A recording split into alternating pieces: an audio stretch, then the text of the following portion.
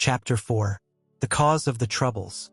In order to come to grips at once with the question of time expenditure in all its actuality, I must choose an individual case for examination. I can only deal with one case, and that case cannot be the average case because there is no such case as the average case, just as there is no such man as the average man. Every man and every man's case is special. But if I take the case of a Londoner who works in an office whose office hours are from 10 to 6, and who spends 50 minutes morning and night in traveling between his house door and his office door, I shall have got as near to the average as facts permit. There are men who have to work longer for a living, but there are others who do not have to work so long. Fortunately, the financial side of existence does not interest us here. For our present purpose, the clerk at £1 a week is exactly as well off as the millionaire in Carlton House Terrace. Now, the great and profound mistake which my typical man makes in regard to his day is a mistake of general attitude. A mistake which vitiates and weakens 2/3 of his energies and interests. In the majority of instances, he does not precisely feel a passion for his business. At best, he does not dislike it. He begins his business functions with reluctance, as late as he can, and he ends them with joy as early as he can.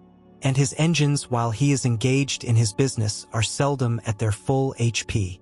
I know that I shall be accused by angry readers of traducing the city worker, but I am pretty thoroughly acquainted with the city, and I stick to what I say. Yet in spite of all this, he persists in looking upon those hours from 10 to 6 as the day, to which the 10 hours preceding them and the 6 hours following them are nothing but a prologue and epilogue. Such an attitude, unconscious though it be, of course kills his interest in the odd 16 hours, with the result that, even if he does not waste them, he does not count them. He regards them simply as margin. This general attitude is utterly illogical and unhealthy, since it formally gives the central prominence to a patch of time and a bunch of activities which the man's one idea is to get through and have done with. If a man makes 2/3 of his existence subservient to 1/3, for which admittedly he has no absolutely feverish zest, how can he hope to live fully and completely? He cannot. If my typical man wishes to live fully and completely, he must, in his mind, arrange a day within a day. And this inner day, a Chinese box in a larger Chinese box, must begin at 6 p.m. and end at 10 a.m. It is a day of 16 hours. And during all these 16 hours, he has nothing whatever to do but cultivate his body and his soul and his fellow men. During those 16 hours he is free. He is not a wage earner.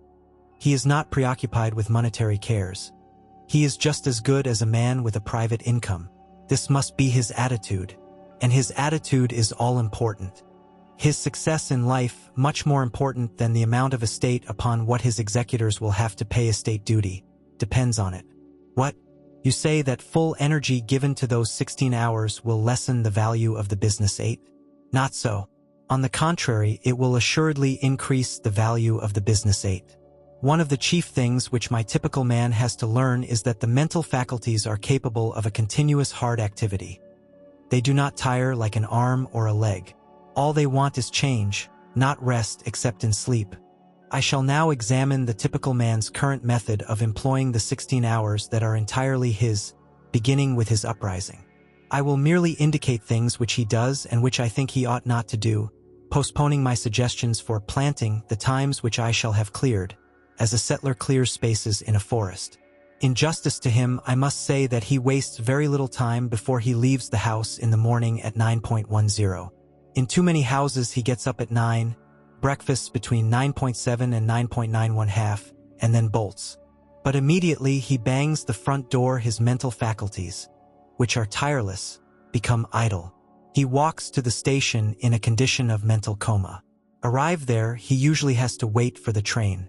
On hundreds of suburban stations every morning you see men calmly strolling up and down platforms while railway companies unblushingly rob them of time, which is more than money.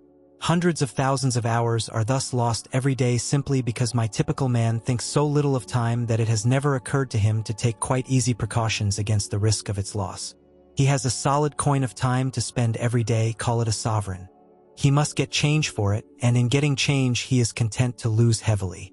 Supposing that in selling him a ticket the company said, "We will change you a sovereign, but we shall charge you 3 halfpence for doing so," what would my typical man exclaim? Yet that is the equivalent of what the company does when it robs him of 5 minutes twice a day.